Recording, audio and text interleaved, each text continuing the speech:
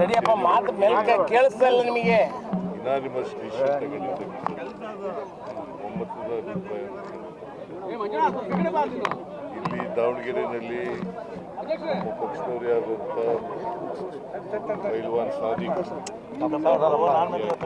ಅವ್ರನ್ನೂ ಕೂಡ ಸಮಾಧಾನ ಮಾಡ್ತಕ್ಕಂಥ ಕೆಲಸ. ಏನೋ ಕಾಂಪನ್ಸೇಟ್ ಮಾಡೋ ಏನಾರು ಪಾಲಿಸಿ ಇದೆ ಸರ್, ಅದಕ್ಕೆ ಕಾಂಪನ್ಸೇಟ್ ಅವಶ್ಯಕ ಅಂತ ಯಾವುದೂ ಚರ್ಚೆ ಆಗಿಲ್ಲ. ನಾವು ಅಲ್ಪಸಂಖ್ಯಾತರಿಗೆ ಪ್ರಾತಿನಿಧ್ಯ ಕೊಡ್ತಕ್ಕಂಥ ಕೆಲಸವನ್ನು ಮಾಡ್ತೀವಿ. ಮೊನ್ನೆ ಒಂದು ಪ್ರತಿಭಟನೆ ಕೂಡ ಮಾಡಿ ಬಾಗಲಕೋಟೆ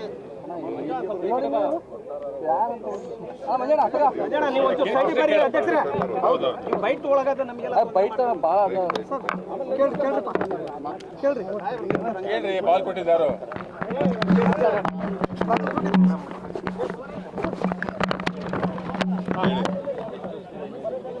ಸರ್, ಈಗ ಎರಡು ಕಡೆಗೂ ಅತೃಪ್ತಿ ಇದೆ. ಸಮಾಧಾನ ಮಾಡಕ್ಕೆ ಏನಾದರೂ ಪರಿಹಾರ ಸೂತ್ರ ಎಲ್ಲಿಲ್ಲಪ್ಪ ನಿಮ್ಮ ಕ್ರಿಯೇಷನ್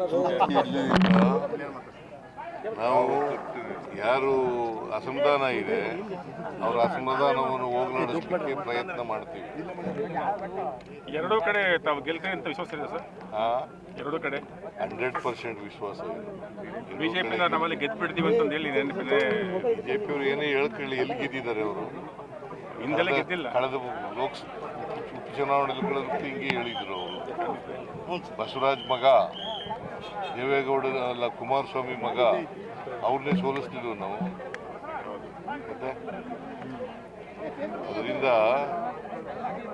ಬಿಜೆಪಿಯವರು ಹೇಳ್ತಾರೆ ಪಾಪ, ನಾವು ನುಡಿದಂತೆ ನಡೆದಿದ್ದೇವೆ, ಎಲ್ಲ 5 ಗ್ಯಾರಂಟಿ ಯೋಜನೆಗಳನ್ನು ಕೂಡ ಜಾರಿ ಮಾಡಿದ್ದೇವೆ,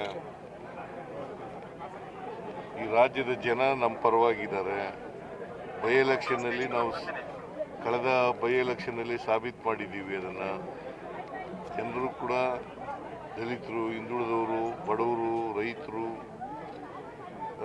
ಅಲ್ಪಸಂಖ್ಯಾತರು ಎಲ್ಲರೂ ಕೂಡ ನಮ್ಮ ಪರ ಇದ್ದಾರೆ.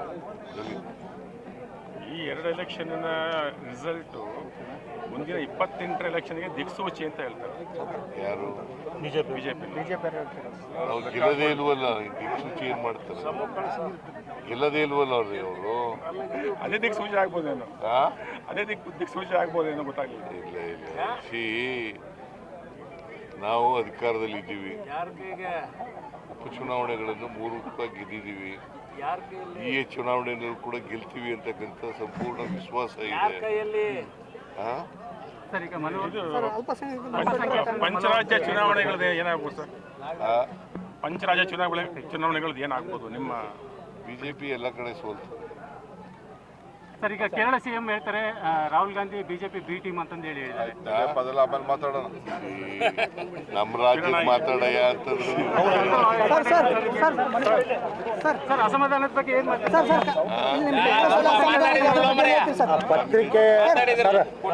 ಪತ್ರಿಕೆ ನಡೆಸೋದು ಬಹಳ ಕಷ್ಟ ಆಗಿದೆ ಸರ್.